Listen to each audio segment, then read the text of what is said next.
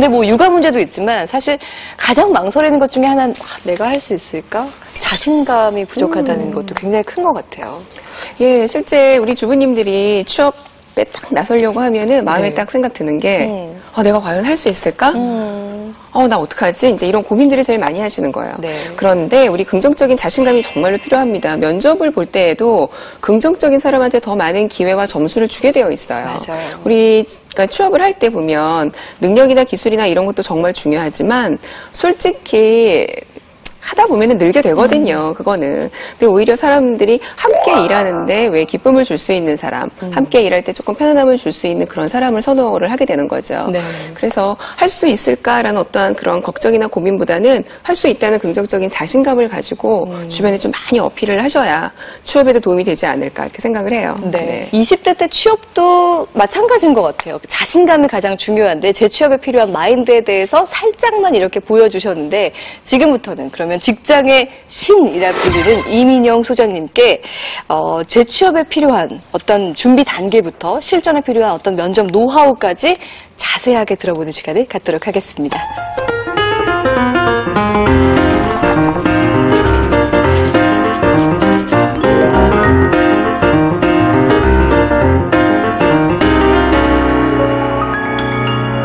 네, 뭐 좋죠. 나의 꿈을 다시 찾는 것, 나의 이름을 다시 찾아내는 것 굉장히 의미가 있는 일인데 사실 나 스스로를 위해서도 그렇지만 가족들의 동의도 재취업에 있어서는 굉장히 중요한 역할인 것 같아요. 직장 생활을 하는 걸 가지고 내가 직장 생활을 함으로 인해서 왜 집안일이 조금 소홀하게 되잖아요. 그런 부분을 너무 이렇게 죄책감을 갖는다거나 죄의식을 가질 필요는 없을 것 같아요. 집안에서 해야 되는 일들을 다 내가 해야 된다라는 생각을 조금 버려두시고 네. 내가 일을 즐겁게 하면 그 부분을 가족들이 인정을 해줄 수 있거든요. 그러면 가족이 좀 도움을 받는 거죠. 나 이거 좀 도와줘. 내가 일하는 게 너무 즐거워 하고 좀 강하게 어필을 해주실 필요도 있어요. 네. 근데 또 한 가지 부담이요. 뭔가 새롭게 시작하기 위해선 교육을 받아야 하는데 교육을 받기 위해선 교육비도 굉장히 필요하잖아요. 그런데 혹시나 뭐 정부에서 지원을 해주거나 무료로 혹시 교육을 받을 수 있는 자격증 과정이라던가 이런 것도 있을 것 같은데요. 굉장히 많습니다. 우리 노동부에서 실시하고 있는 실업자 계좌제라는 게 있어요. 계좌제. 네. 그래서 그 실업 카드를 하나 주어지는데요. 네. 어떠한 그 조건이 좀 갖춰져 있어야겠죠. 뭐 네. 직장을 구한다는 그런 이제 이력이 있다거나 하면 1인당 200만 원씩 카드에 넣어서 주는 거예요. 그 카드를 딱 주면 이거 교육비에 쓰세요 하고 이렇게 딱 주는 게 있어요. 네. 네, 그런 교육들은 어디서 우리가 받을 수 있냐면 전국에 한 140여 개소의 여성 세일센터라고 있습니다. 세일. 예, 세일센터. 네. 그리고 또 53개소의 우리 여성인력개발원이라고 있습니다. 네. 그래서 한번 검색을 한번 해보셔요. 그럼 우리 집 주변에 분명히 가까운 데 있거든요. 한번 방문을 하시면 우리 재취업을 할 수 있는 좋은 정보들도 거기서 얻으실 수가 있고 또 좋은 건 굉장히 다양한 취업 훈련 프로그램들이 있습니다. 네. 근데 거의 대부분 무료예요. 무료. 또는 본인이 아주 약간만 10%, 20%, 30% 이 정도의 비용만 네. 부담을 하면 훈련을 받으실 수 있는 기회들은 사실은 주변에 너무나 많죠. 이런 것들을 이용을 해보시면 될 것 같습니다. 역시 정보가 힘인 것 같습니다. 맞습니다. 특히 우리 어머니들 공짜 좋지 않습니까? 자기의 열정과 어떤 의지만 있다면 언제든지 찾아서 정보를 가지고 할 수가 있는데 민정희 씨 같은 경우에는 사실 8년 전에 시작하셨으면 그때는 슈가하트가 지금처럼 많이 알려져 있지가 않았을 때고 그럼 교육 기회도 많이 없었을 것 같은데 어떠셨나요? 제가 배웠을 때 딱 3년 째였어요. 슈가가 한국에 들어온 지가. 네. 원래는 일본 일제시대 때도 원래 들어오긴 했었어요. 네네. 근데 그때는 그냥 그렇게 많이 활성화가 안 됐었고요. 네. 들어온 지는 제가 배울 때 3년 딱 됐었고요. 그때 이제 저는 한 군데서만 배운 게 아니라요. 그러니까 여러 군데를 다녔어요. 왜냐면은 그분이 이 분야를 잘하는 게 또 각각 있으시잖아요. 그래서 그러니까 욕심을 내서 저는 좀 많이 배웠어요. 네. 일제시대부터 시작됐다니까 참 재밌네요. 그때는 먹을 설탕도 많이 없었을 것 같은데 굉장히 안 됐을 수도 있어요. 오랜 역사를 가지고 있네요. 그러면은 주부 어떤 재취업과 관련해서 뭐 최근에 뭐 인기가 있는 어떤 자격증 같은 거 소개 좀 해주세요. 자격증이 굉장히 많은데요. 네. 보통 이제 본인이 생각을 할 때 자신의 어떤 성격이나 이제 유형에 잘 맞는 자격증들을 취득을 하시면 되죠. 네. 근데 뭐 예를 들어서 나는 아이를 좋아하고 조금 꼼꼼한 성격이고 세심하고 배려를 잘한다. 그러면 우리 보육교사. 요즘에 맞벌이 부부들이 많아지면서 보육교사에 대한 그런 수요들이 굉장히 많아요. 네. 그리고 또 나는 성격이 쾌활하고 말재주가 조금 있다. 그러면 우리 결혼 상담사도 아하. 있고요. 그리고 또 어떤 것들이 있냐면 나 요리를 좋아하고 애들을 좋아한다. 네. 그러면 우리 요리로 심리 치료를 하는 전문가들이 또 계셔요. 그럼 또 그런 쪽에 관련해서 또 자격증을 또 취득을 하시면 되죠. 이야, 재밌겠는데요? 아니, 네, 저도 요리를 조금 관심 있어 하는데 요리로 심리를 상담할 수 있는 거라면 좀 괜찮을 것 같아요. 그리고 전 좀 생소한 것 같아요. 네. 요리는 보통 먹으면서 우리가 심리 치료를 한다고요. 어떤 식인지 굉장히 궁금하네요. 네, 그러니까 요리 수업을 하면서 아이들의 정서적인 또는 마음의 어떤 치유를 하는, 그러니까 요리 수업을 하는 그런 요리 수업을 진행하는 전문가이시거든요. 만약에 요리 좋아하시고 아이들 좋아하시면 도전을 해보셔도 될 것 같습니다. 그러게요. 뭐 자격증도 이렇게 있고 또 재취업에 결심을 했다면 이제는 뭐 이력서 쓰고 면접도 봐야 되는데 또 정보를 좀 주시죠. 일단 내가 취업을 하려고 마음을 딱 먹었다. 그러면 가장 중요한 게 내가 하고자 하는 그 직업에 맞는 나의 이미지를 만드는 게 제일 중요해요. 아무래도 집에서 가사 또는 아이들 키우다 보면 왜 나를 조금 덜 가꾸게 되거든요. 네. 근데 사회에 나오려고 하시면 그래도 조금 사회인다운 모습 또는 약간 긴장된 모습을 갖출 필요가 있습니다. 네. 아니 저는 네. 저도 약간 일을 쉰 적이 있다고 말씀드렸잖아요. 그때 생각나는 에피소드가 저희 아들한테 네. 우리 강민이는 여자 중에서 누가 제일 좋아? 그러면 누나 이렇게 얘기를 해요. 그럼 엄마는 엄마도 여자였지? 약간 이렇게 얘기를 하는 거예요. 그러니까 엄마가 집에서 항상 머리만 이렇게 질끈매고 있으니까 네. 그런 이미지로 남았었나 봐요. 네. 아들에게도 여자이고 싶은 엄마들의 마음입니다. 그렇죠. 아무래도 집에 있다 보면 아까 말씀하신 것처럼 우리가 미용실 한 번 가는 것도 사실은 쉽지 않거든요. 그래서 일단 조금 준비를 하셔서 네. 이제 나 사회인으로서 준비가 됐다. 그러면 제일 첫 번째 준비가 이력서 사진을 찍는 것부터 이제 시작을 하시면 돼요. 근데 저는 사촌 언니가 있어요. 근데 저희 사촌 언니가 항공사에서 승무원으로, 그러니까 제가 어릴 때 저보다 10살 많은 언니인데 네. 그때만 해도 승무원이 그렇게 많지 않았고 정말 그 대단한 그런 직업이었거든요. 근데 이 언니가 결혼을 하고 경력이 단절이 이제 될 수밖에 없었던 거죠. 근데 20년 동안 주부로 생활을 하다가 어느 날 운이 좋게 이제 강사를 하게 된 거예요. 그래서 강의를 하게 돼서 이력서랑 프로필을 준비를 해야 되는데 네. 제가 언니한테 언니 그 파마머리 조금 자르고 좀 이렇게 모습을 만들어가지고 사진을 좀 찍어봐. 그랬더니 우리 사촌 언니 하는 말이 어머 이거 한 지 얼마 안 됐는데. 펌한 지 얼마 안 돼서 네. 머리 아까워가지고 파마한 지 얼마 안 됐는데 이거를 자르라고 하니까. 근데 이게 이제 프로의 자세가 아닌 거예요. 그래서 언니 그거 잘라라. 네. 그러니까 이런 것들이 필요한 거죠. 사진을 하나 딱 찍었으면 이제는 이력서를 쓰셔야 되는데 이력서 실제 우리 집에만 계셨으면 이력서에 쓸 수 있는 내용들이 많지 않아요. 네네. 그런데 그것도 찾아낼 수 있는 방법들이 있습니다. 뭐 예를 들어서 봉사활동 하신 거 또는 취미활동으로 왜 아름아름 어떤 활동을 하신 것들을 다 한번 이렇게 적어보시는 거예요.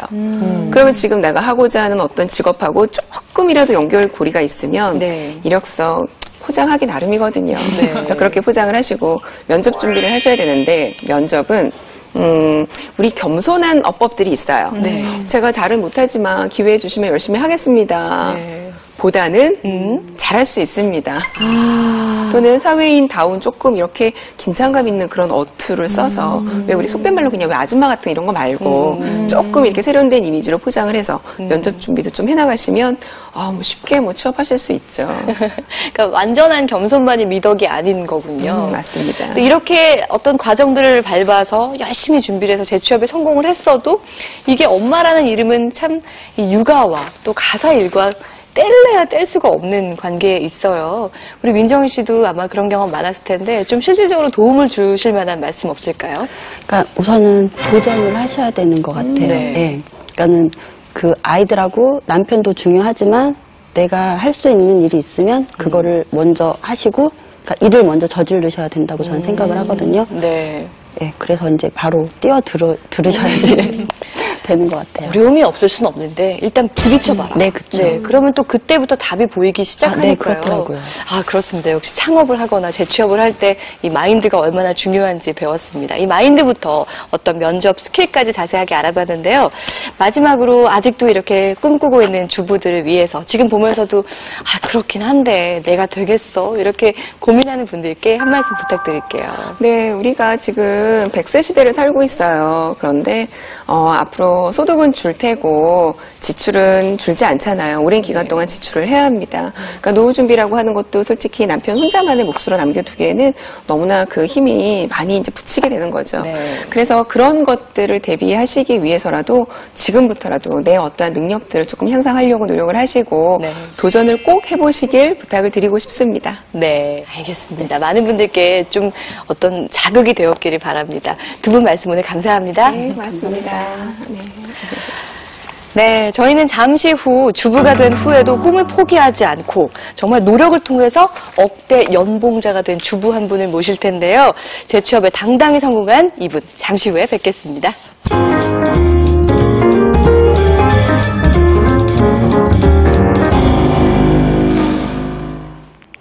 안녕하세요. 유난입니다. 저는 지금은 쇼호스트로 일하고 있습니다. 사실 어렸을 때부터 저는 제가 일을 하지 않는 거를 상상해 본 적이 없어요.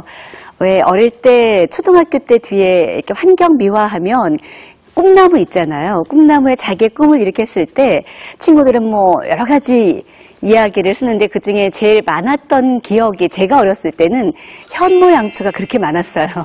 신사임당 같은 사람. 근데 저는 현모양처의 뜻을 몰라서가 아니라 현모양처가 되고 싶다고 생각한 적이 한 번도 없었어요. 그래서 지금 현모양처는 아니에요.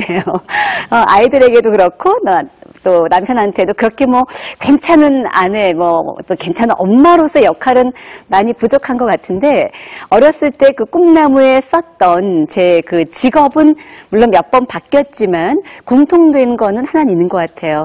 일을 하는 사람, 그리고 특히 조금 구체화된 거는 이제 초등학교 5학년 때 제 친구가 누가 잘하나라는 그 어린이 노래 프로그램이 있었어요. 거기에 최종 결선까지 나가서 그 친구를 응원하기 위해서 저희 반 친구들이 다 같이 갔었는데 저는 그 마지막까지 올라간 제 친구보다도 옆에서 프로그램을 진행하는 아나운서 언니가 정말 예뻐 보이더라고요. 그래서 나도 아나운서가 돼야 되겠다. 초등학교 5학년 때부터는 그런 결심을 하게 됐고 정말 하고 싶은 거예요. 왠지 잘할 것 같고 우리 이지혜 아나운서도 있으시지만 근데 주변에서 목소리 예쁘다라고 엄마 그 친구분들이 얘기를 해주시면 뭔가 좀 아나운서를 해야 될 것 같은 그런 생각이 들었는데 대학교 4학년 때 그 아나운서 시험 보잖아요. 그래서 대학교 3학년 때부터 언론고시라고 하는 시험을 준비하고 떨어졌습니다. 떨어지고 그 다음 해도 떨어지고 그 이후에는 아나운서 시험을 볼 자격이 안 됐어요.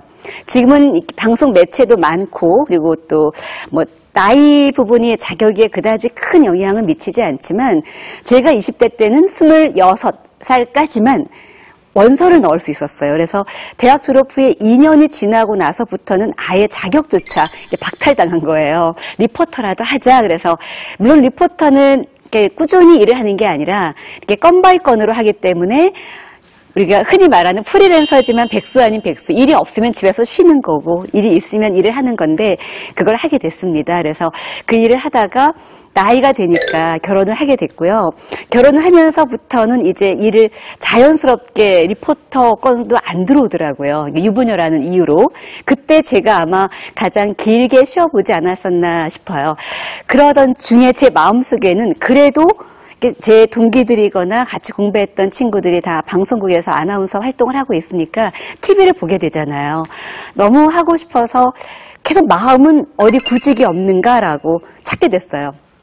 그렇게 해서 8년 동안 아나운서 시험을 제가 치른 게 총 22번을 보게 됐습니다. 그런데 22번이라는 그 아나운서 시험 보는 과정 중에 계속 떨어지면서도 제가 시험을 포기하지 않았던 거는 성격이 절대적으로 저는 긍정적이에요. 분명히 될 것 같고 언젠간 될 것 같고 그러다가 결혼을 하고 이제 시댁에서 이렇게 이제 집안 청소하고 신문을 이렇게 보는데 정말 손바닥만하게 모집 광고가 조그맣게 났어요. 정말 눈에 보이지도 않을 정도로. 그런데 마음이 있으면 그 손바닥만한 광고도 대문짝만하게 보이는 거 있죠. 홈쇼핑, 텔레비전, 인재 모집 공고라는 그 각 분야 스태프들을 모집을 하는데 PD도 어떤 직업인지 알겠고 그리고 MD도 알겠는데 쇼 호스트라는 직업이 있더라고요. 처음 들어보는 직업이었어요. 저는 이 텔레비전 매체이기 때문에 뭔가 진행자는 있을 것 같은데 쇼 호스트가 뭘까라고 보니까 TV에서 상품을 소개하는 전문 진행자. 만약에 그 직업난 소개에다가 TV에서 물건을 파는 사람 이랬으면 저 응시 안 했을 것 같아요. 근데 TV에서 뭔가 소개한다고 하니까 응시를 했는데 가서 보니 진행자 그 전에 물건을 팔아야 되더라고요. 사실 그때 제 그 동기들은 같이 아카데미를 공부한 친구들은 뭐 PD, 아나운서, 기자 각각의 정말 전문인이라고 하는 그 위치에서 일을 하고 있고 큰 방송국에서 일을 하고 있는데 저는 처음 우리나라의 어떤 방송 매체인지도 모르는 홈쇼핑 텔레비전에서 어떻게 해야 되는지도 모르는데 시험을 이제 1차, 2차, 3차, 4차까지 보고 나서 들어가서 보니까 물건을 판매하라는 거예요. 한 번도 물건을 정식으로 아르바이트 때 재미삼아 해본 거 빼고는 해본 적이 없기 때문에 막막하더라고요. 두 번째 갈등을 한 거는 저는 나름대로 그래도 결혼한 유부녀가 어떤 직업을 얻었다고 좋아해서 동기들 모임에 나갔더니 그 동기들이 하는 말씀들이 왜 TV에서 물건 파는 일을 하느냐 부끄럽게 이 얘기를 하더라고요. 그래서 물건을 파는 게 부끄러운 직업이구나. 뭔가 누군가에게 장사를 하는 거잖아요. 그래서 또 한 번 갈등을 했어요. 그런데 사실 그 두 가지는 내가 일을 한다는 재미가 있었기 때문에 다 덮을 수 있었지만 가장 힘든 건 저희 시부모님. 시어머님이세요. 시어머님의 반대였습니다. 홀어머니시기 때문에 또 외아들이고 아들이 또 바쁘게 일하니까 아들을 내조하고 자식을 키웠으면 좋겠는데 전 새벽에 나가서 새벽에 들어오니까 세상에서 이렇게 보기 싫은 며느리가 없는 거예요. 그리고 며느리가 시어머님 밥을 차려주지 않는 것은 물론이고 남편 밥까지 제때 못 챙겨주니까 저한테 사실 저희 시어머니는 이혼하고 집 나가라는 말씀도 하셨었어요. 그런데 안 나가고 버티고 지금까지 살고 있습니다. 근데 그 이유는 하나인 것 같아요. 시댁에 들어가서 뭔가 죄책감이 있고 내가 가정에 충실하지 못하는 그 부분도 있지만 집 밖을 나왔을 때 그 나의 자존감, 내가 뭔가 일을 하면서 대접을 받고 대우를 받았을 때 그 기쁨이 시댁에서의 부모님들이 반대하시면서 스트레스를 주는 거를 커버하더라고요. 사실 그래요. 제 주변에 일을 정말 저보다 더 능력이 뛰어난 선배들, 후배들, 동기들 많았거든요. 그런데 지금은 다 가정에서 10년, 길게는 20년 지나고 나서 지금 저에게 가끔 하는 이야기가 나는 너가 참 부럽다는 얘기를 해요. 그러니까 왜 그때 내가 조금이라도 조금 더 한 번 더 참지 못했을까라는 이야기를 하는데 제가 일을 그만두지 않은 건 딱 하나입니다. 아이 때문에 그만둔다, 남편 때문에 그만둔다, 시어머님 때문에 그만둔다는 내가 일을 그만두는 요인이 되지 못해요. 나중에 시간이 흘러서 내가 누구 때문에 그만뒀는데 왜 너는 나한테 그런 보상을 안 해주니라는 그런 마음이 만약 눈꽃만큼이라도 있다면 일을 그만두시면 안 됩니다. 일을 그만두는 그 시점은 내가 이 일을 할 수 없다는 자격이 없다는 걸 느꼈을 때, 일을 잘 못할 때, 그때 그만두는 거고요. 누구 때문에 일을 그만두는 것은 저는 그러지 않았으면 좋겠어요. 그래서 지금 열심히 일하고 있는 워킹맘들을 응원하면서 또 경력 단절돼서 이제 뭔가 아이도 크고 새롭게 일을 시작해보고 싶은 우리 주부님들 늦지 않았고요. 앞으로 100세 시대, 지금부터 일을 해도 40이면은 더 많이 일할 수 있는 시간이 있거든요. 지금이라도 꿈을 가지시기 바랍니다. 고맙습니다. 네, 감사합니다.